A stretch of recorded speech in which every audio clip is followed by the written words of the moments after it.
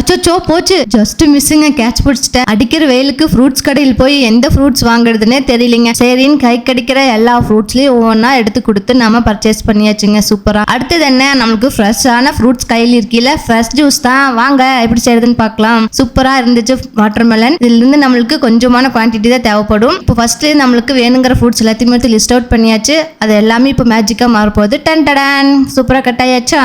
இப்போ நம்ம ஆப்பிள் எடுத்துக்கிறோம். ஃபர்ஸ்ட் நல்லா வாஷ் பண்ணிக்கிறோம். 2வா போட்டு ஸ்லைஸ் பண்ணி வச்சிருந்த ரெண்டுமே காணுமே, எங்கடான்னு பார்த்தா 2 எலிக்குட்டி தூக்கிட்டு போயிடுச்சு.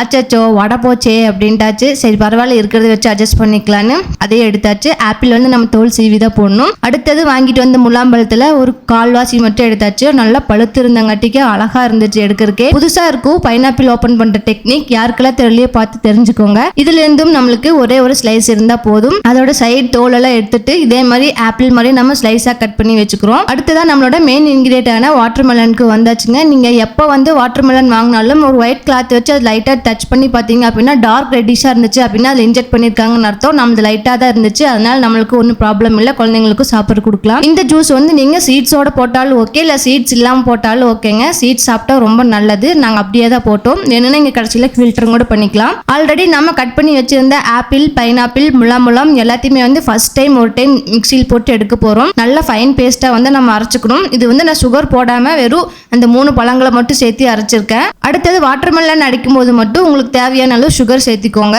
அதே மாதிரி சீட்ஸோடையே தான் நான் போட்டு அரைச்சிருக்கேன். முன்னாடி இருந்த ஆப்பிள், பைனாப்பிள் ரெண்டுமே வந்து ஒரு பவுல்ல இப்போ மிக்ஸ் பண்ணிட்டோம். அந்த ரெண்டுமே வந்து ஒரு ஆத்திட்டு மறுபடியும் ஒரு டைம் பிளெண்டர் போட்டு ஒரு நல்லா ஓட்டி எடுத்துக்கோங்க. ஃபுல்லா நம்மளுக்கு பிளெண்ட் ஆயிரும். ரியல் ஃப்ரூட்ஸ் பவுல்லையே குடிக்கட்டுமே அப்படின்னு சொல்லி நம்ம பீல் பண்ணி வச்சிருந்த பனானா அண்ட் முலாம்பழத்தோட தோல்லையே வந்து பாப்பாங்களுக்காக ஜூஸ் ஊற்றியாச்சு. அடுத்தது வந்து நம்ம கிளாஸ் டம்ளர்லேயே ஊற்றியாச்சுங்க. இந்த மாதிரி ட்ரை பண்ணி பாருங்க. அவங்க ஃபேமிலியில் இருக்கிற எல்லாத்துக்குமே கொடுங்க. ரொம்பவும் என்ஜாய் பண்ணி சாப்பிடுவாங்க. எங்க குழந்தைங்களுக்கும் ரொம்ப பிடிச்சது. மறுபடியும் வேணும்னு கேட்டே இருந்தாங்க. மீண்டும் வேற ஒரு இன்ட்ரெஸ்டிங்கான வீடியோவில் சந்திப்போம். Until then, signing off, BKSS family.